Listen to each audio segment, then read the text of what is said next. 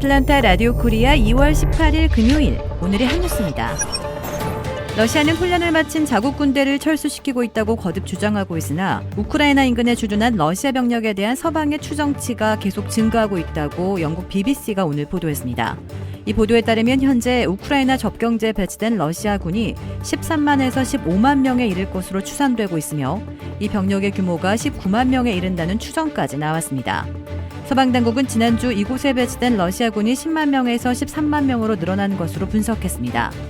조 바이든 대통령은 이어 지난 15일 이보다 2만 명이 더 많은 15만 명의 러시아군이 우크라이나 접경지를 둘러싸고 있다고 밝혔습니다. 도널드 트럼프 전 대통령과 자녀들이 결국 직접 검찰 조사를 받게 됐습니다. 어제 뉴욕 법원이 검찰의 신문을 막아달라는 트럼프 전 대통령 측의 신청을 기각했습니다. 이에 따라 트럼프 전 대통령과 장남 도널드 트럼프 주니어, 장녀 이방카는 레티샤 제임스 총장이 이끄는 뉴욕주 검찰의 신문을 받게 됐습니다. 뉴욕주 검찰은 트럼프 일가가 세금을 적게 내기 위해 부동산의 자산 가치를 축소하면서도 은행 대출을 받는 과정에서 자산 가치를 부풀렸다는 혐의에 대해 수사를 벌이고 있습니다. 미국이 코로나19 사태에서 6조 달러나 풀면서 지원한 PPP 종업원 급여 무상 지원을 비롯한 긴급 재난지원금 가운데 적어도 1,000억 달러가 사기나 부정 청구에 의해 샌 것으로 추산돼 파문이 일고 있습니다. 긴급 재난지원금인 EIDL에서도 $10,000씩 무상 지원했던 그랜트 중에서 50만 달러는 무자격자에게 지급됐고 재난융자금 60억 달러도 사기 신청, 부정 청구, 과도한 지급 등으로 잘못 지급한 것으로 중소기업청의 자체 조사 결과 드러났습니다. 버지니아의 한 남성은 사업을 한 적도 없는데도 가짜 사업체 등록증 등을 제시하고 종업원 서류도 꾸며 PPP를 부정 청구해 90만 달러나 사취하고 돈 세탁까지 하다 적발됐습니다. 커네티컷의 한 40대 주민은 PPP 등을 통해 400만 달러나 사취해 포르쉐, 벤츠, BMW 등 고급차들을 한꺼번에 구입하며 물쓰듯 돈을 뿌리다 덜미가 잡혔습니다. 18개월 동안 사기 신청 또는 부정 청구, 신분 도용 청구 등에 대한 신고 건수가 예년에 비해 37,000%나 폭증했으나 수사나 조사가 따라가지 못하고 있습니다. 심지어 PPP의 경우 사기 또는 부정 청구로 의심받는 블랙리스트에 올라와 있는 업체에 대해서도 490억 달러나 탕감해 준 것으로 드러났습니다. 이에 따라 당국의 수사와 조사가 시간이 걸리는 데다 사치당한 최소 1,000억 달러를 전액 환수하기는 사실상 불가능할 것으로 분석되고 있습니다. 올해 11월에 치러질 조지아주 주지사 선거에 공화당 후보로 누가 적합한지에 대한 여론조사에서 브라이언 캠프가 주지사 후보로 가장 선호하는 후보로 조사됐습니다. 지난 2월 11일부터 13일까지 3일에 걸쳐 트라팔가 그룹에 의해 시행된 이번 여론조사에서 공화당 주지사 후보로 브라이언 캠프가 49.1%, 데이비드 퍼듀 전 상원의원이 39.5%의 지지를 얻어 거의 10%포인트 차이로 캠프 현 주지사가 선두를 달리고 있습니다.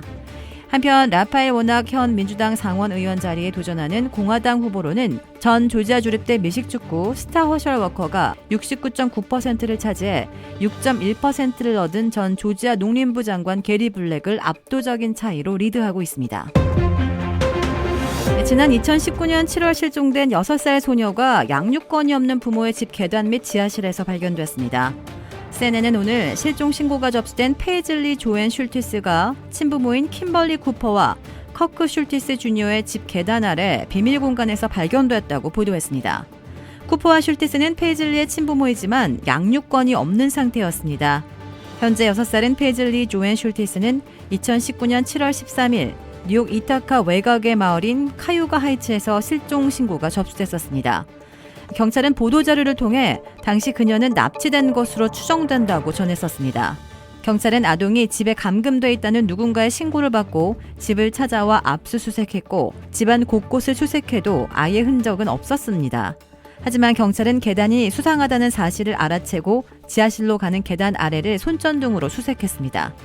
그곳에서 경찰은 작은 발 한 쌍을 발견했고 아이는 숨을 죽인 채 아무런 소리를 내지 않았습니다.